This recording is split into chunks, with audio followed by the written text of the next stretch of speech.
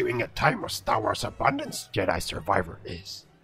Well received, most of the series content is. Except maybe Book of Boba Fett, and that episode with Jack Black in The Mandalorian Season 3.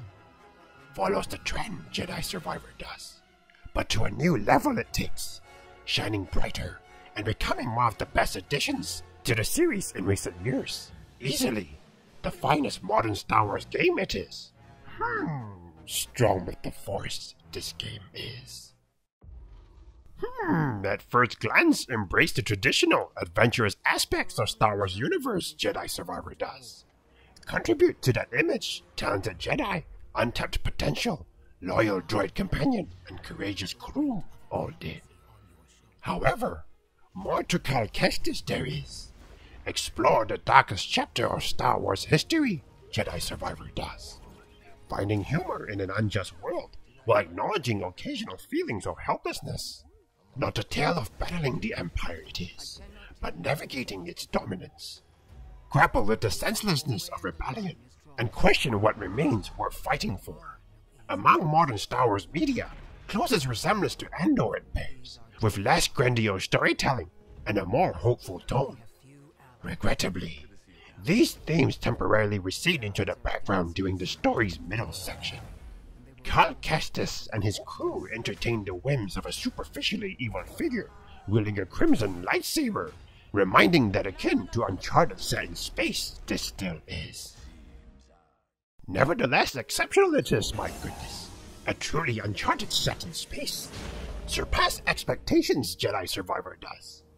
Break free from the formula Naughty Dog established in Fallen Order it does. Yes, dilapidated structures Cal ascends and swings from ropes, particularly in the initial hours. But more than that, the ability to double jump, dash through the air, run along walls, and use grappling hooks he possesses. Immensely enjoyable, both combat and platforming are this time around. Revisit an era Jedi Survivor does, when third-person action games were designed like elaborate playgrounds. Bottomless chasms flanked by climbable walls, platforms moving inexplicably, and floating balloons catapulting you across the sky. Resurrected, the high-budget 3D platformer has been, for Respawn, and magnificent the result is. The essence of Jedi Survivor as a platformer is evident in its central world of Kobo, a frontier planet caught in a conflict between stormtroopers and raiders who reprogrammed droids from the prequel era. Surprise it may be that approximately half or more of the game unfolds on Kobo. Numerous expansive levels, side missions, hidden areas, puzzle chambers, and encounters with formidable bosses it includes.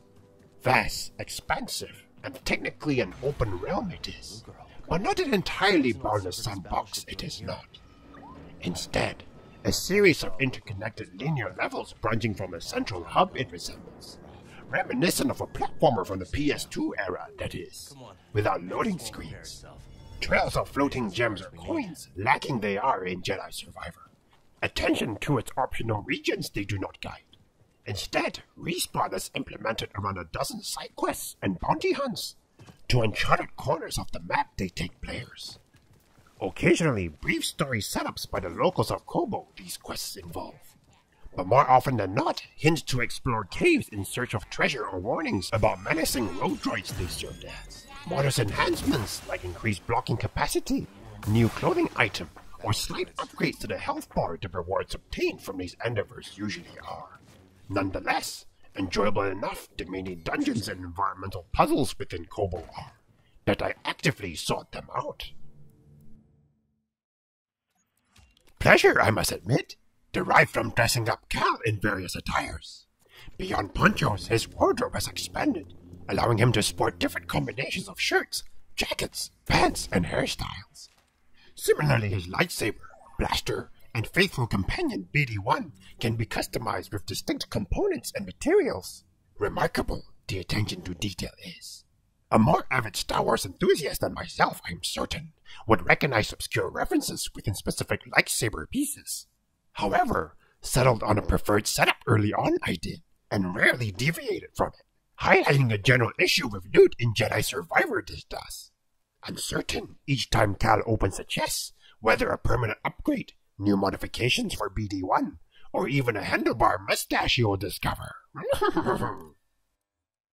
Memorable moments in Jedi Survivor, some of the most, came from exploring off-beaten paths while en route to major missions. My eyes always peeled, I had, for small violet rifts that transported Cal to a dreamlike realm, filled with platforming or combat trials this realm was. Here, Respawn's level design deviates from the Uncharted style and channels neon white. A series of time-based leaps, dashes, and grappling challenges that push Jedi Survivor's exceptional platforming abilities to the limit. Truly evolved, Respawn has, from the sluggish movement mechanics of Fallen Order. The ease of backtracking, one of the main reasons traversing the world is so enjoyable it is. In Fallen Order, frequent return trips often mean repeating the same battles and traversing the identical locations multiple times. Jedi Survivor improves this by introducing fast travel between checkpoints and plentiful shortcuts. However, there may be too many shortcuts, I must say. Every 5 to 10 minutes, it seems a new one appears, usually in the form of a zipline or rope. They have become so abundant that significant climbs rarely need to be repeated. While shortcuts undoubtedly aid in completing side quests, their excessive usage can make the space between them feel artificial and somewhat arbitrary. One aspect of Jedi Survivor that remains largely unchanged, and rightfully so, is the combat. However, it has been enhanced, especially with the inclusion of droids. In a 5-year time gap, Cal has become significantly more formidable with his lightsaber. He delivers devastating blows that sever limbs, whether it be troopers or droids, cleaving giant insects in half, and occasionally resorting to his blaster for a finishing move reminiscent of the style exhibited by John Wick. Cal's possession of a lightsaber, let us not forget. In Jedi Survivor, it is one of the 2 new saber stances introduced, adding to a total of 5. Single saber, double-sided saber, dual saber, blaster, and crossguard. Commend I must Respawn for their remarkable ability to make what essentially remains the same weapon feel like 5 distinct arms. Each stand presents a unique set of moves, an individual upgrade path, and inherent trade-offs. Take for example, the double-sided saber. It excels in crowd control of its extended reach, but sacrifices some impact in return.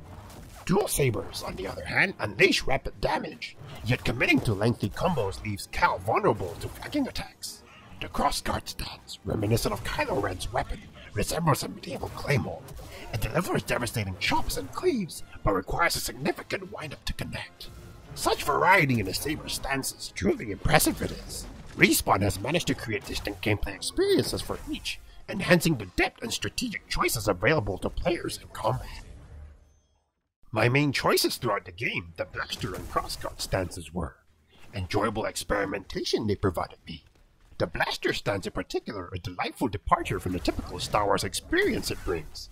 With half of your attacks now ranged, blaster ammo you can replenish by dealing saber damage. Mimic fencing techniques the saber strikes in blaster mode do. They may not hit as hard as the dedicated single saber stance, but they allow you to maintain distance while recharging your firearm.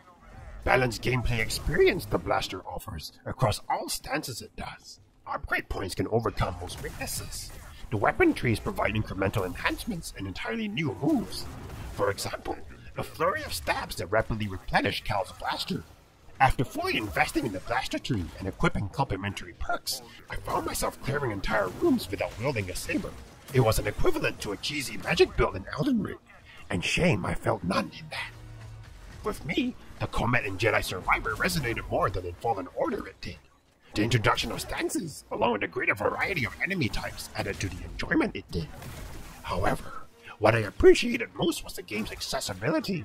Against ordinary groups of enemies, I rarely struggled, and if I did, the convenient shortcuts swiftly returned me to the heart of the action.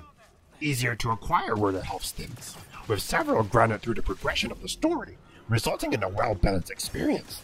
On the default difficulty, just enough health stims I usually had, barely scraping through challenging fights I did. Diminish my enjoyment the only aspect did, the persistent performance issues in the PC version. Despite Nvidia's latest optimized driver for the game, frequently dropped to frustratingly low levels my frame rate did at critical moments. Stepping through doors often triggered double-digit frame rate dips lasting 10 seconds or more. Cutscenes suffer from frame rate drops to 15 to 20 FPS, causing dialogue to be cut off or overlapped, and the performance usually didn't recover until I regained control. While an expert in the Unreal Engine, I am not, but the most significant slowdowns seem to occur during asset loading in the background. Using the galaxy map of Cal's ship turned into a slideshow every time, likely due to the loading of the upcoming destination planet. Performance in the more open area of Kobo also fell short. Adjusting graphics options did not bring significant improvements. Native options to limit the frame rate were lacking, but using the NVIDIA control panel helped. Unfortunate it is that we're currently experiencing a time of subpar PC ports after all.